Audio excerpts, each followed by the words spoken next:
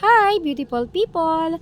Talaga nga namang napakainit dito sa amin sa Mindoro. Abay, legit na 43 degrees. At ito naman ang aking kasama sa aking pagrarakit for today's video, ang aking pangatlong anak na aking taga-video. At ito naman ang for today's video ay ang pagtanggal ng mga kulugo. Tunay ngang simula sa lieg, kamay, kuko, tuhod at maging sa paa ay meron na. At tunay nga namang pagkalalaki ng mga kulugo ni Kuya, abay hindi ko inaasahan na ganito na kadami at kalaki. Kaya naman tayo maglalagay na ng anesthesia.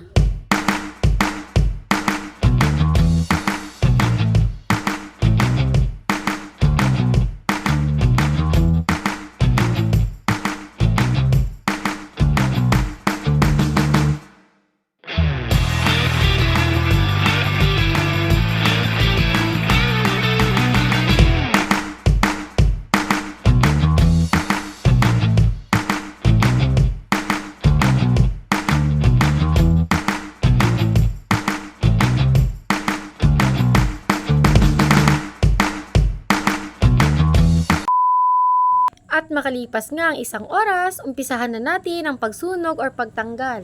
Atin na ngang inuna na tanggalan ang kanyang leeg. Parang nagmamahalan sila, ayaw mapalayo sa isa't isa. Abay, umpok-umpok, naalala ko tuloy ang kapitbahay kong Marites.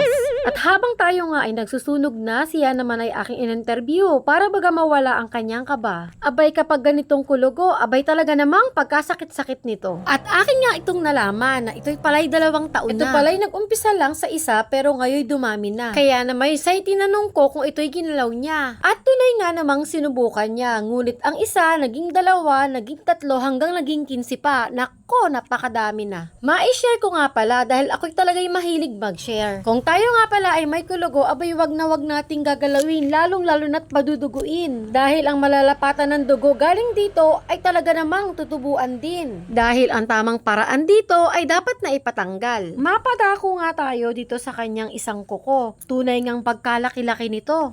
Kaya nga na may hindi biro ang magpatanggal nito. At ito na nga ang kaliwang kuko, abay kainamang sunugin, abay pagkalapad-lapad din. Kung sisipatin ay para bang ang simple, pero ang totoo ay napakahirap din. Maalala ko nga pala na ito'y 3 araw na hindi pwedeng basain, dahil mas maganda ang paggaling kung hindi agad babasain. At sa loob ng 3 araw ay may ipapahid na antibiotic cream para mabilis ang paggaling. At maalala ko nga pala, ito hindi nakukuha sa isang session lamang. Kalimitang umaabot ito ng 2 hanggang 3 session, depende sa pagsunog. At makalipas ang 5 oras, ating natapos na rin ang pagtanggal. At ayan na nga ang resulta ng ating pagtanggal. Talaga nga namang hindi biro ang pagpapatanggal ng kulugo, abay 5 oras bago natapos. Salamat, beautiful people!